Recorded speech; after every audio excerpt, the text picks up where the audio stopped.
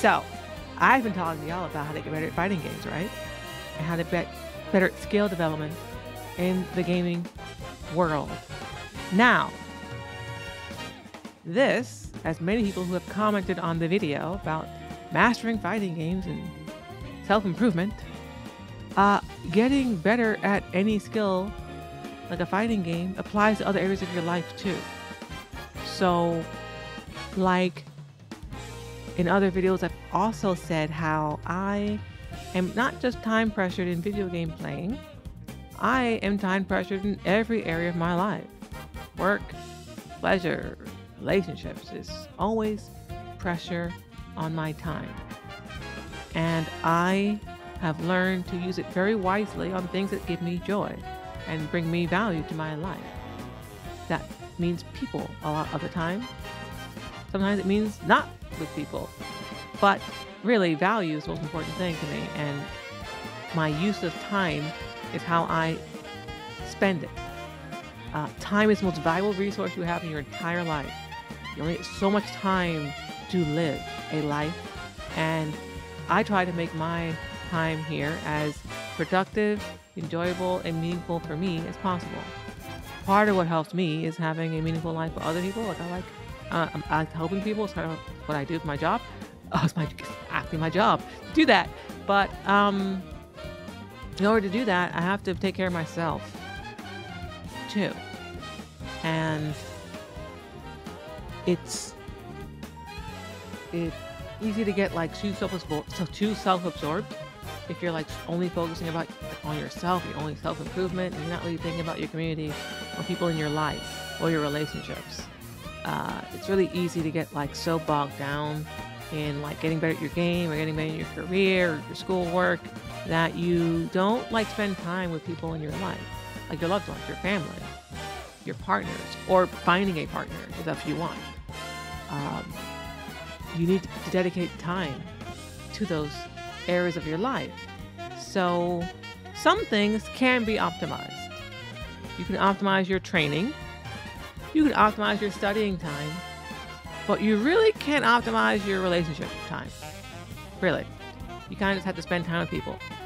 And, well, no, that's a lie. You can optimize that by being really upfront and clear about what you want in your relationships when you're kind of meeting people, when you're spending time with them.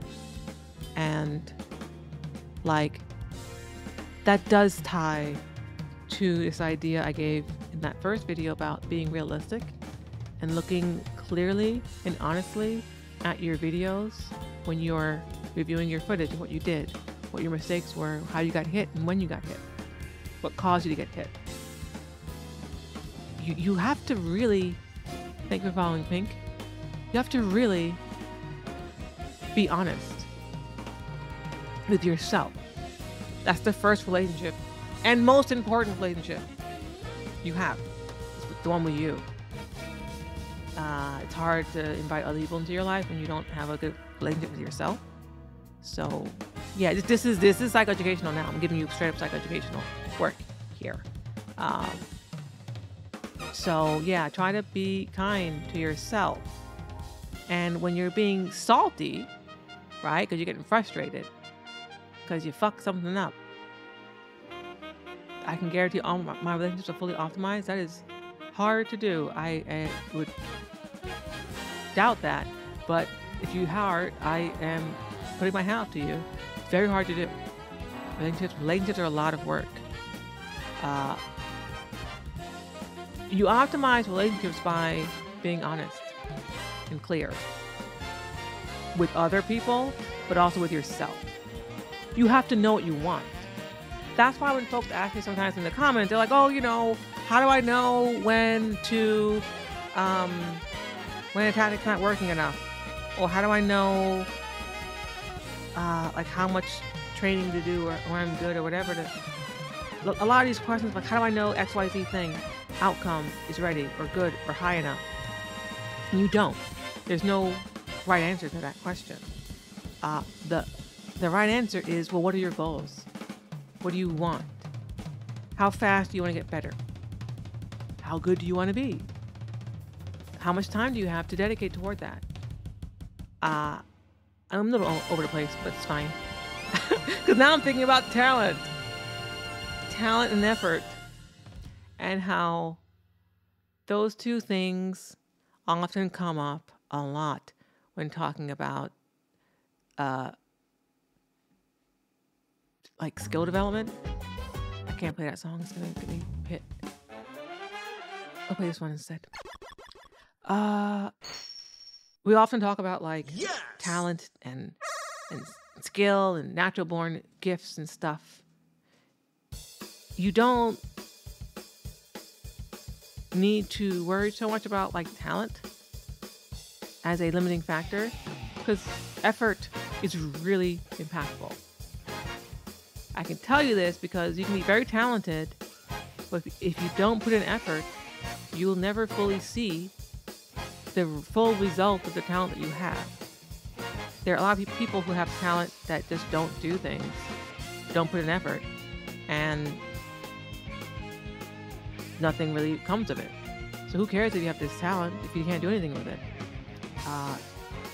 In some ways, because you're talented, it's harder because you need to nurture it in a very specific way that may be different than everybody else. So you got to figure your own self out. Again, this is why the relationship with yourself is really important. Hard work beats talent any day. Hard work beats talent that doesn't work hard any day. All things considered equal, let's say talented person is trying to get good at this fighting game, right? Or any other skill you can think of. Non-talented person is really bad at this, but they want to do it anyway, so they work really fucking hard to do it. Okay, talented person and not talented person are working the same amount. Talented person's going to get there first. They're going to get to the higher level more quickly.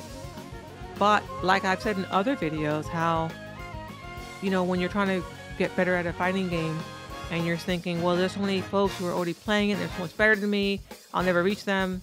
And I'm like, no, you can reach them, because once you get to the top, there's only, you start getting marginal gains at that point. Skill is like a logarithmic curve. It starts to asymptote at the top. So you start putting in a lot more effort, but you're getting a little bit more gain. But at that level, a little bit more gain is huge, right?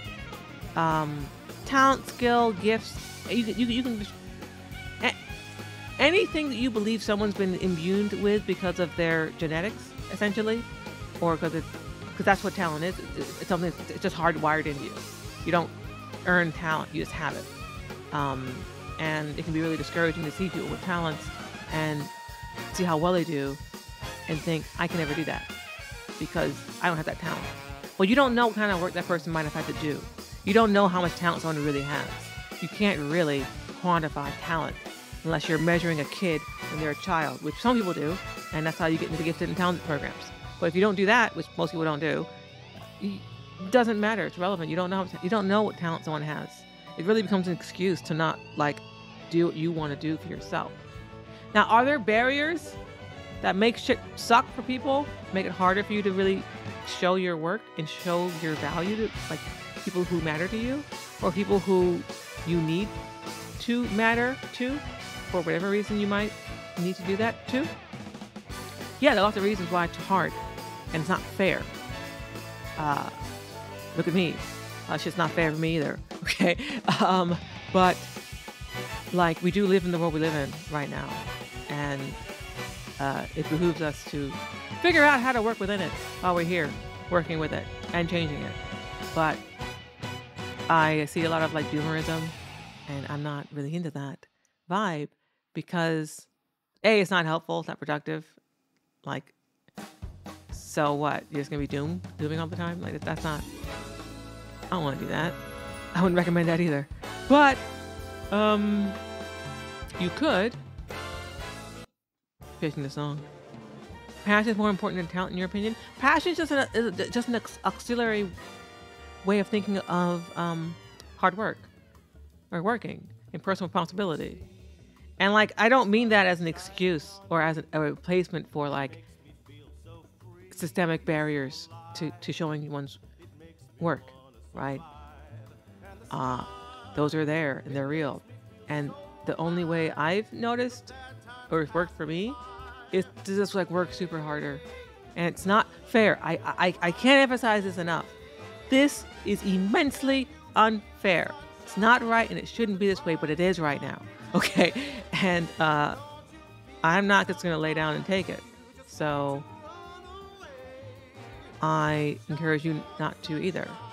Whatever it is you're trying to do, whether it's getting good at a fighting game or like, I don't know, further your career, then you might have a lot of things in your way. You probably do.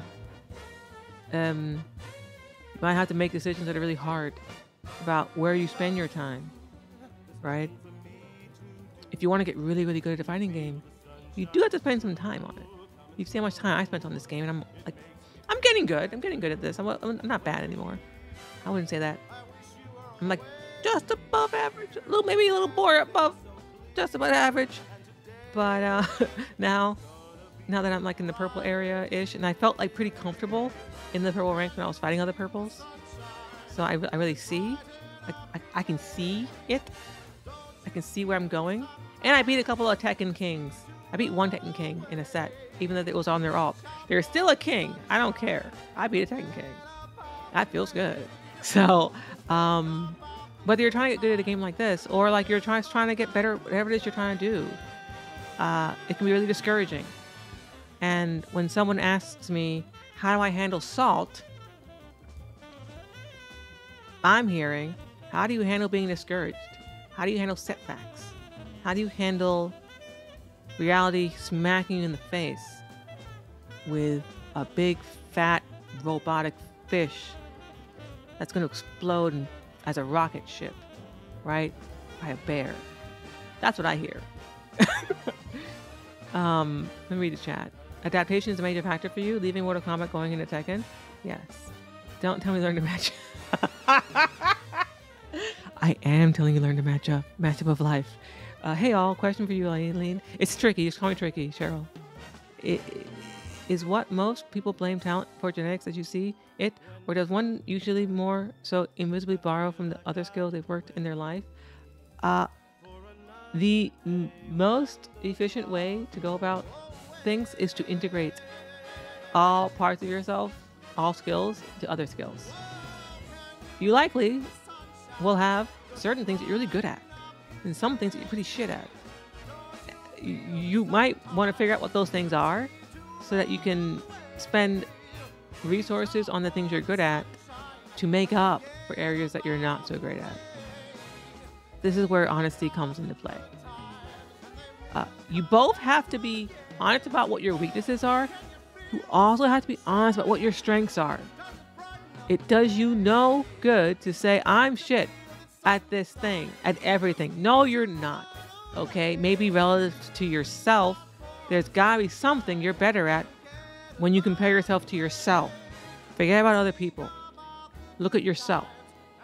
What are your relative strengths relative to everything else you know about yourself?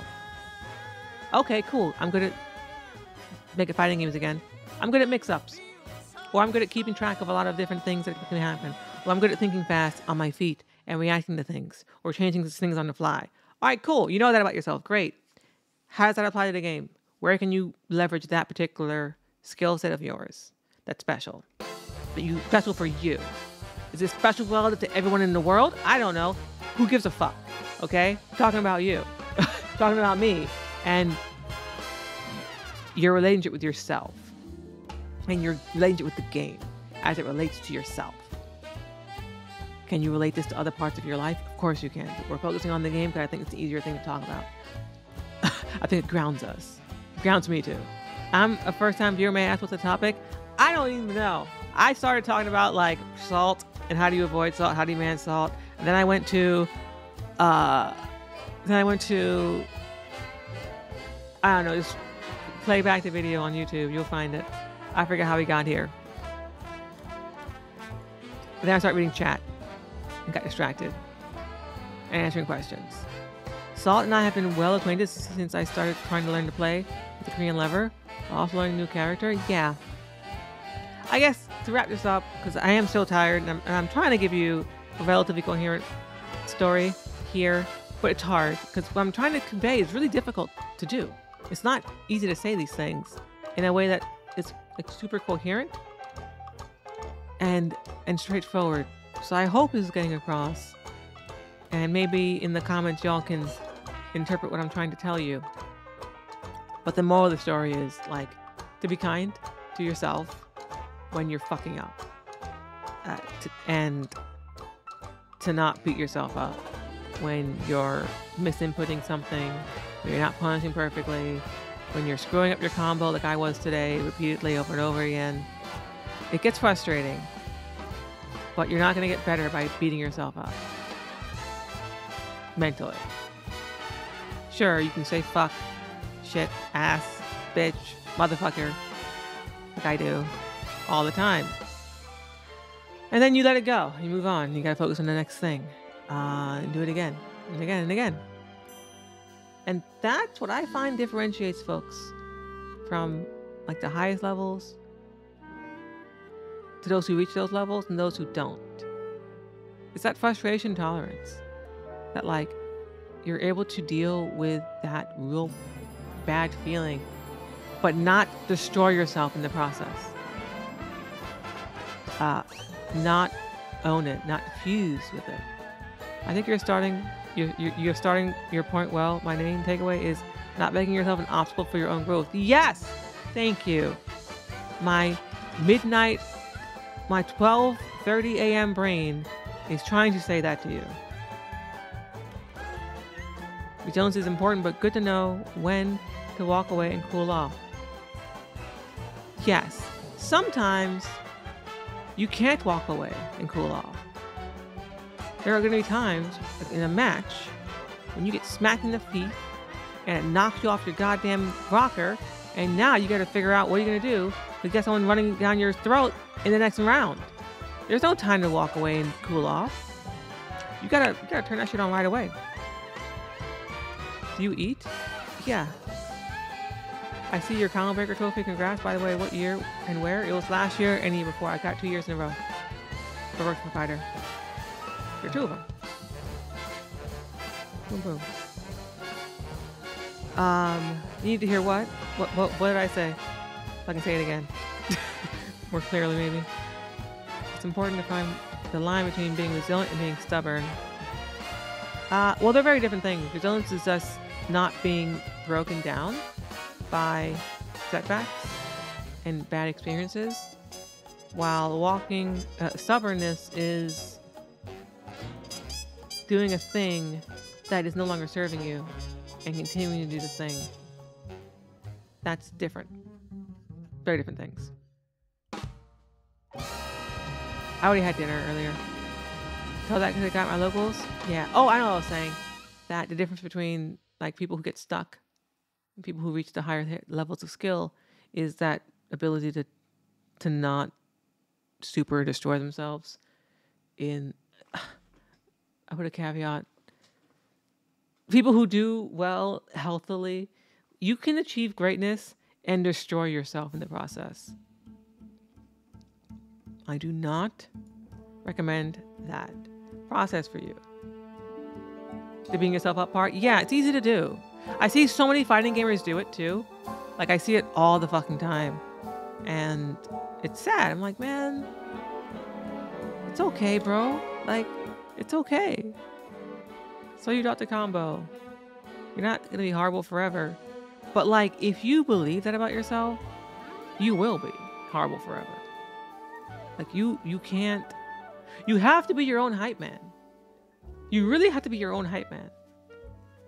Like you'll see during my sets, when I get something cool off, I get super hype because I'm hyping myself up. You have to be your own biggest fan. You really do. It destroyed you. I got really good at FIFA at a time in my life. It really destroyed me. Yeah. I mean, anytime like you can work too much. That's another thing. You can overwork yourself. Like there's so many things you can do to excess that will destroy other areas of your life. And that's what I'm trying to say here is like, spend time with people who matter to you. Spend time with people, important people in your life. Have some people in my scene that self-doom, even though they're really talented and passionate about the game. Yes, it is. Thanks for following, Bubot. Um, so, yeah, I can try talking more about this. It's a relatively nuanced discussion point. That's why when I was asked, how do you handle salt? Oh, I wrote a thread about this. What the God damn it. That's how you know I'm tired. I'm going to talk about this, though. There was a comment. This might be a separate video. I might just redo this. We'll see. We'll figure it out. It might be one big long video. Where are you? Here it is. Peach made a quote with one of my things, and it was helpful for her, for them. And I was trying to give context to my videos and my content, which is focused on advanced intermediate players or beginners who really want to dig deep and aren't afraid of complexity. Go ahead, Jamie. Thanks for coming by. And this is actually a different topic, so this is a separate thing. So I'm going to put this. This is my hand signal to like, this is number 2. Okay. That's why I'll be able to find it in the video feed later and cut it later. This is more about skill. This is purely about the game now. And like skill development. And getting... Are you a psychologist or are you a Fortean? We don't use that term really anymore. Am I a psychoanalyst? Not technically, no. Because you need to go to training for that specifically. But do I use psychoanalytical thought? Yes. It's my home base. I have a lot of home bases. That's one of them. New York City. You can't not be if you're from New York City. It's like, New York City is like where that lives. Psychoanalytical ways of thinking about the world and the mind. I find it be fun. And it seems to work for me. Back to training. So, my methods were born out of necessity. Because the VF scene is very small. Y'all know this. You barely know we exist. You didn't even know I existed. Okay? And I'm pretty well known in my scene. So you don't know a lot of us.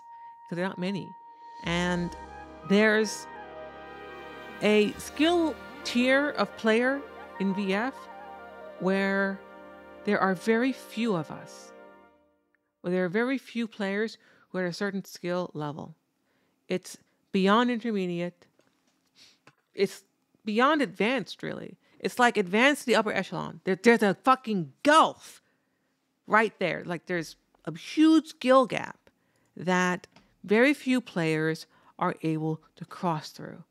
And it sucks.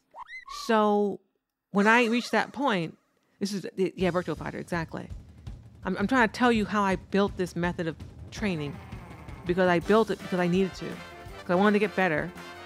But I couldn't use the typical training method, which is just play a lot of games. Play a lot of games with lots of people. Well, who am I going to play these games with? Imaginary individuals who don't exist? Okay? And the best way to train is to fight with someone who's close to your skill level. Well, now you're in that dead zone where you're really good, but you're not good enough.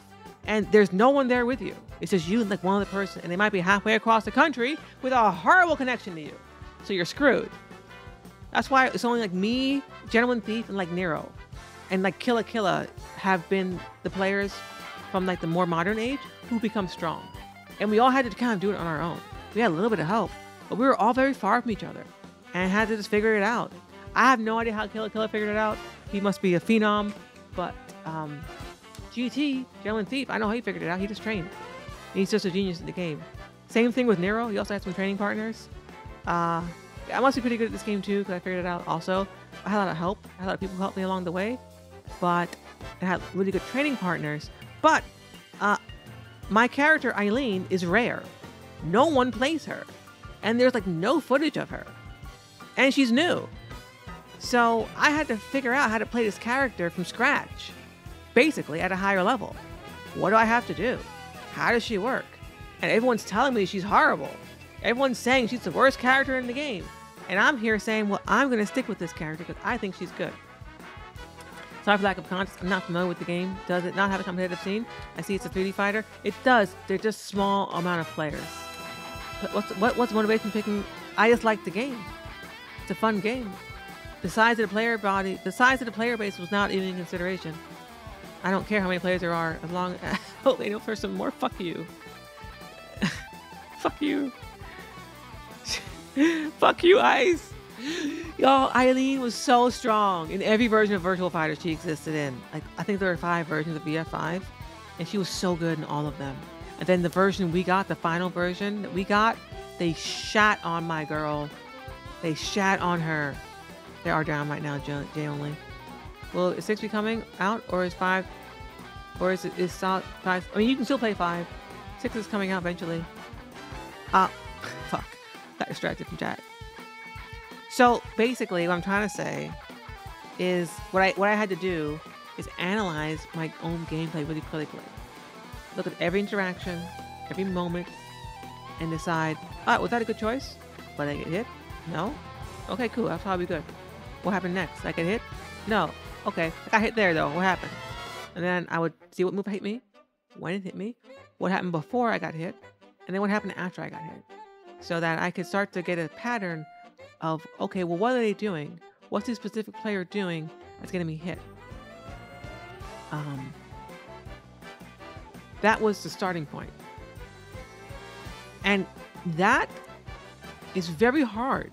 Not because looking at your stuff is hard. What's hard is that you have to look at your mistakes and see everything wrong you've done. Every little thing. And fix it.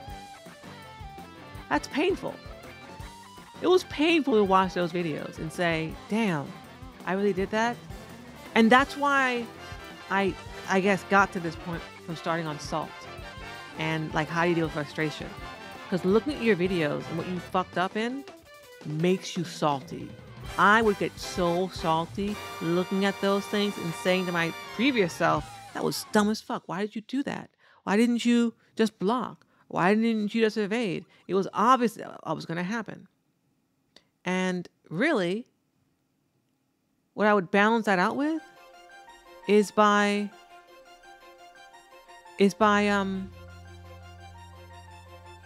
look at my victories too. I would spend more time reviewing my victories than I would my losses. That's how I balanced it out. Because I found it too difficult to just only look at how I screwed up. But I started balancing out it with, okay, what worked really well? And how can I do that more? And as I got better at this process, I shifted away from just focusing on, okay, how did I get hit? How did I get messed up? To, how do I do this good thing more? How do I do the thing I'm doing really well, make it more effective? How are they stopping this from being effective? And how can I counteract that? So instead of looking at just, I got hit, I messed up, I did the wrong thing, I started looking at how can I enforce and continue to play well? That was the big shift. And yeah, Screaming Leech, exactly. Otherwise, it's too sad. That's exactly what happens. At one time, I thought my brother and I were the only 2 black people that played Virtual Fighter. There's a whole bunch of black folks playing Virtual Fighter, tell you, buddy, Jay. Whole bunch of folks. New York Street Punisher, thank you for the follow. So that's kind of the end of this part. I don't know if I'll make this video or not. I haven't figured it out yet. It might be too distracted, too disfocused. Probably will be not video. We'll see. I never know. I always have to look back at it later.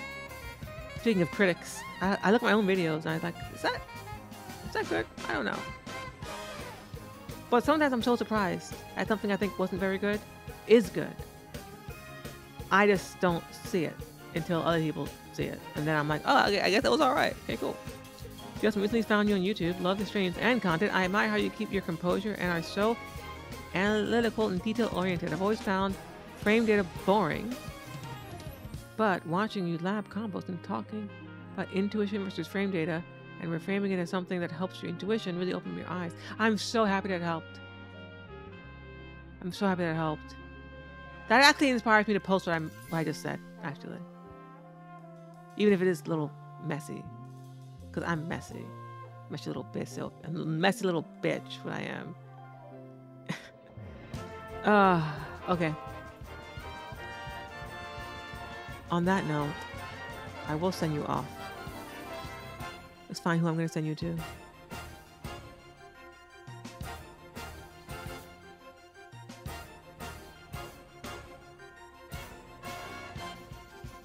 Oh, I'm going to send you to BF Numbers.